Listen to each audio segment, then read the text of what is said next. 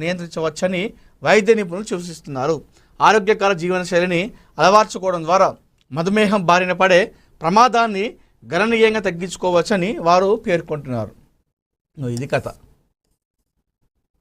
Goa first ప్లేస్లో ఉందంట sugar టెస్ట్లో, షుగర్ వచ్చిన వాళ్ళలో.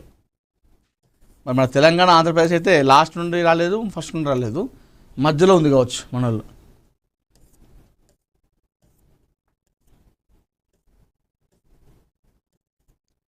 మూడు కార్పొరేషన్లు మావే, బీజేపీ రాష్ట్ర అధ్యక్షుడు రామచంద్రరావు.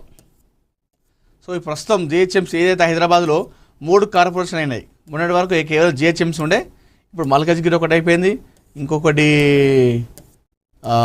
హైదరాబాద్ ఒకటి ఉంది, ఇంకొకటి మొత్తం 3 కార్పొరేషన్లు మేమే గెలుస్తామని చెప్పేసి, అంటే 3టికి మేయర్లు బీజేపీకి చెందిన వారే ఉంటారని చెప్పేసి చెప్తున్నారు. రానున్న మున్సిపల్ ఎన్నికల్లో హైదరాబాద్, మల్కాజ్గిరి, సైబరాబాద్ కూడా 3 కార్పొరేషన్లపై బీజేపీ జెండా ఎగరడం ఖాయమని, ఈ 3టిలోనూ బీజేపీ మేయర్లే పీఠాన్ని అధిరోహిస్తారని బీజేపీ తెలంగాణ రాష్ట్ర అధ్యక్షులు ఎన్ రామచంద్రరావు ధీమా వ్యక్తం చేశారు. నగరంలో కాంగ్రెస్ ప్రభుత్వం, బీఆర్ఎస్ ఎమ్మెల్యేలు ప్రజా సమస్యలను గాలి కొదిలేశారని, జీహెచ్ఎంసీ ఘోరంగా వైఫల్యం చెందిందని మండిపడ్డారు. ఆదివారం కూకట్పల్లి, షేర్లింగంపల్లి నియోజకవర్గాల పరిధిలోని వివేకానంద కాలనీలో బీజేపీ నూతన కార్యాలయాన్ని ఆయన ప్రారంభించారు. పూర్వ మున్సిపల్ చైర్మన్గా పనిచేసిన హనుమంతరావు పార్టీ కోసం విరాళంగా ఇచ్చిన స్థలంలోనే ఈ నూతన కార్యాలయాన్ని నిర్మించడం జరిగిందని ఆయన గుర్తు చేశారు. రానున్న మున్సిపల్ ఎన్నికల్లో షేర్లింగంపల్లి, కూకట్పల్లి నియోజకవర్గాల్లో పార్టీ పెద్ద ఎత్తున విజయం సాధించడానికి ఈ కార్యాలయమే ప్రధాన వ్యూహ కేంద్రంగా పనిచేస్తుందని ఆయన ధీమా వ్యక్తం చేశారు. ప్రస్తుతం ప్రజలంతా బీజేపీ వైపు ఆశగా చూస్తున్నారని, రాబోయే మున్సిపల్ ఎన్నికల్లో హైదరాబాద్, మల్కాజ్గిరి, హైదరాబాద్ కార్పొరేషన్లు బీజేపీ జెండా ఎగరడం ఖాయమని, ఈ 3 చోట్ల బీజేపీ మేయర్లే పీఠాన్ని అధిరోహిస్తారని స్పష్టం చేశారు. మరోవైపు హైదరాబాద్ నగరంలో ఉన్న బీఆర్ఎస్ ఎమ్మెల్యేలు అధికార కాంగ్రెస్ ప్రభుత్వం ప్రజా సమస్యలను పూర్తిగా గాలి కొదిలేశాయని మండిపడ్డారు. నగరంలో ఇప్పటికే తీవ్ర నీటి ఎద్దడి ఉందని, వర్షాకాలం వచ్చేలోపు వరద ముంపు నివారణకు ముందస్తు చర్యలు చేపట్టాలని బీజేపీ మొదట నుంచి హెచ్చరిస్తున్న ప్రభుత్వం పట్టించుకోవడంలో ఆరోపించారు. ఎల్ నినో ప్రభావంతో ఈ ఏడాది వర్షాలు తక్కువగా ఉన్నప్పటికీ పడిన చిన్నపాటి వానలకే నగరం జలమయమై ట్రాఫిక్ స్తంభిస్తుందని, దీనిపై కాంగ్రెస్ ప్రభుత్వం జీహెచ్ఎంసీ సమాధానం చెప్పాలని డిమాండ్ చేసిరట. కాంగ్రెస్, బీఆర్ఎస్ పార్టీలు కేవలం ఎంఐఎంతో దోస్తీ చేస్తూ తమ రాజకీయ పబ్బం గడుపుకుంటున్నాయే తప్ప నగరాభివృద్ధిని పూర్తిగా నిర్లక్ష్యం చేశాయని విమర్శించారు. అందుకే విసిగిపోయిన నగర ప్రజలు ఈసారి బీజేపీకి పెద్ద ఎత్తున మద్దతు తెలిపి గెలిపించడానికి సిద్ధంగా ఉన్నారని ఆయన తెలిపారు. నా మాట విని బీజేపీ రాష్ట్ర అధ్యక్షుడిగా బండి సంజయ్ గారిని నియమించండి. మరొకసారి తెలంగాణలో బీజేపీ పార్టీ నెంబర్ 1 రాకపోతే నన్ను అడగండి. అంటే ఇది నాది కాదు, సగటు బీజేపీ కార్యకర్త యొక్క అభిప్రాయం ఇదే తెలంగాణలో. ఎందుకంటే బీజేపీ నాయకులు కావచ్చు, కార్యకర్తలు ఒక బలమైన నాయకుడిని కోరుకుంటున్నారు. అంటే ఒక ఫైర్ ఉన్న లీడర్ని కోరుకుంటా ఉన్నారు. ఎప్పటికప్పుడు ప్రతిపక్ష పార్టీల పైన కావచ్చు, ప్రభుత్వం పైన ఎప్పటికప్పుడు ప్రతిరోజు ఒక ప్రెస్ మీట్ పెట్టడము, లేదంటే ఒక నిరసన కార్యక్రమం చేసి జనంలోకి వెళ్ళేటువంటి ఒక నాయకుడిని కోరుకుంటూ ఉన్నారు. అలాంటి నాయకుడు కేవలం బండి సంజయ్ గారు. నన్ను అడుగుతుంది, ఎందుకంటే ఇప్పటి వరకు చూసినటువంటి నాయకత్వ పరంగా చెప్తున్నాను నేను. బండి సంజయ్ గారు తెలంగాణ రాష్ట్ర అధ్యక్షుడిగా ఉన్నప్పుడు బీజేపీ పార్టీకి తెలంగాణలో ఆల్మోస్ట్ అప్పుడు జిహెచ్ఎంసీ మేయర్ పీఠాన్ని ఆల్మోస్ట్ కూర్చున్న వరకు వెళ్ళింది. అది కేవలం బండి సంజయ్ వల్లే సాధ్యమైంది. అంతెందుకు, తెలంగాణలో మొట్టమొదటి మేయర్ పీఠం బీజేపీ కైవసం చేసుకుంది. ఎక్కడది? కరీంనగర్లోనే. దానికి కారణం కేవలం బండి సంజయ్ వల్లే. మరి ఎంతోమంది ఇప్పుడు చెప్తా ఉన్నారు కదా, బీజేపీ నాయకులు చాలామంది ఉన్నారు, ఉద్దండులు. మరి వారి వారి జిల్లాలో, వారి వారి నగరంలో ఎందుకు మేయర్ పీఠం పైన కూర్చోలేకపోయారు? ఎందుకు బండి సంజయ్ వల్ల సాధ్యమైంది? జనాలు అది కోరుకుంటా ఉన్నారు. ముఖ్యంగా బీజేపీ కార్యకర్తలు అదే కోరుకుంటా ఉన్నారు. కేవలం నగరాల వరకే ఉన్నటువంటి బీజేపీ పార్టీని గ్రామాల్లో సైతం తీసుకువెళ్ళేలా చేసింది తెలంగాణలో. ముఖ్యంగా ఒకటి మోడీ చరిస్మ అయితే, ఇంకొకటి బండి సంజయ్ యొక్క నాయకత్వం అని చెప్పాలి. ఎక్కడో రంగారెడ్డి జిల్లా అవతల తుగ్గుగూడ, మహేశ్వరం, ఆ లోపల కందుకూరు, లేమూరు, గూడూరు, ఆమనగల్, డిండి, కడ్తాల్, ఆ ప్రాంతాల మారిమూల గ్రామాల్లో సైతం, అటు ఆదిలాబాద్లో చూసుకుంటే, అటు ఎక్కడ చూసుకున్న బార్డర్లకు సైతం కూడా జనాలు బండి సంజయ్ అన్న అంటే పేరు ఎప్పుడు చూడకపోయినా కూడా, ఆయన ఎప్పుడు చూడకపోయినా కూడా సంజయ్ అన్న అని చెప్పేసి ఆ విధంగా పిలుస్తారు.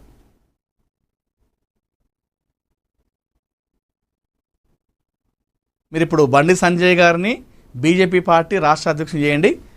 ఏదైతే రామచంద్రరావు గారు చెప్తున్నారో కార్పొరేషన్ జిహెచ్ఎంసీ కాకుండా ఇప్పుడు మల్కాజ్గిరి, సైబరాబాద్, ఈ 3 కార్పొరేషన్లు పక్కా బీజేపీ గెలుస్తుంది. మీరు బండి సంజయ్ని రాష్ట్ర అధ్యక్ష పదవికి ఇస్తే మాత్రం ఇది పక్కా జరుగుతుంది, 100% జరుగుతుంది.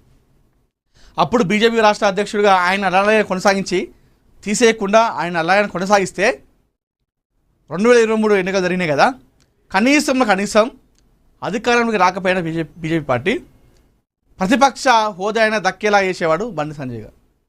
ఇది నిజం. ఇప్పటికైనా పోయింది ఏం లేదు. బీజేపీ పార్టీ తెలంగాణలో బలంగా ముందుకు వెళ్ళాలంటే, ప్రభావం చూపెట్టాలంటే బండి సంజయ్ లాంటి నాయకుడిని మీరు అక్కడ రాష్ట్ర అధ్యక్ష పదవి ఇచ్చి ఆ బాధ్యతలు అప్పచెప్తే ఖచ్చితంగా వచ్చే ఎలక్షన్లో 27, 28, 2028 సార్వత్రిక ఎన్నికల్లో తెలంగాణలో అధికారంలో కూర్చోకపోయినా, అధికారంలోకి రాకపోయినా కనీసం ప్రతిపక్ష హోదా అయినా తీసుకొచ్చేస్తాడు బండి సంజయ్ కుమార్ గారు. ఇది నిజం జరుగుతుంది. ఇది నిజంగా చెప్తున్నాను నేను. ఆ విధంగా సగటు బీజేపీ కార్యకర్త యొక్క అభిప్రాయం ఆ విధంగా ఇదే. బండి సంజయ్ గారి లాంటి నాయకుడిని బీజేపీ పార్టీ తెలంగాణ బాధ్యతలు అప్పచెప్పాలి అనేటువంటి ఒక దానిలో ఉన్నారు సగటు బీజేపీ అభిమానులు.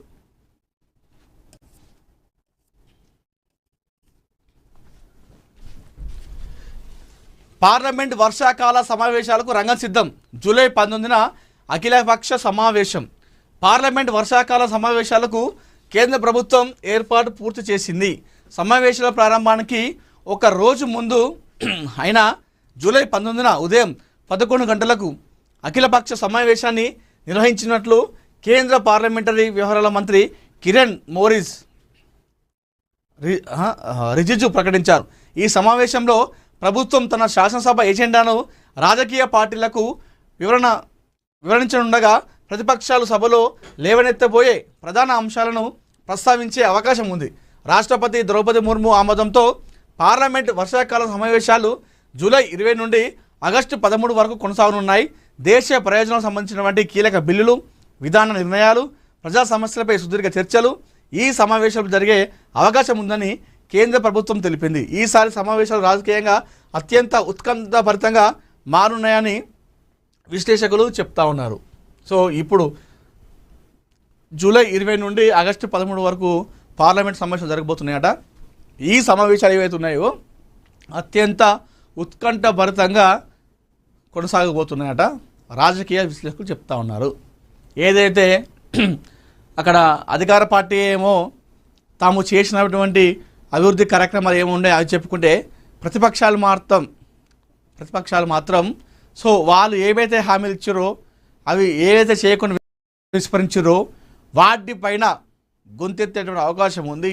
ఇలాంటి నేపథ్యంలో అధికార పార్టీ ఇటు ప్రతిపక్షాల పార్టీ ఇండియా కూటమి మధ్య ఈ సభ పార్లమెంట్ సమావేశం అంతా కూడా అత్యంత ఉత్కంఠభరితంగా సాగేటువంటి అవకాశం కనిపిస్తున్నట్టుగైతే చాలామంది రాజకీయ విశ్లేషకులు అయితే చెప్తా ఉన్నారు. సో రాష్ట్రపతి ద్రౌపది ముర్ము ఆమోదంతో ఈ వర్షాకాల సమావేశం అయితే జరగబోతున్నాయి.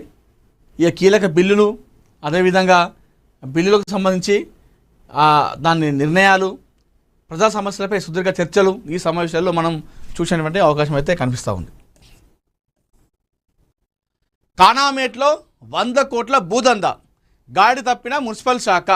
సో ఈ కానామేట్లో జరిగేటువంటి ఏదైతే ఇది ఉందో ఈ భూదంద పైన మహాపత్రిక, ఏఎన్ఎన్ తెలుగు రెండు కూడా సంయుక్తంగా పోరాటం చేస్తూ ఉన్నాయి. ప్రతిరోజు కూడా ఈ కానమేట్లో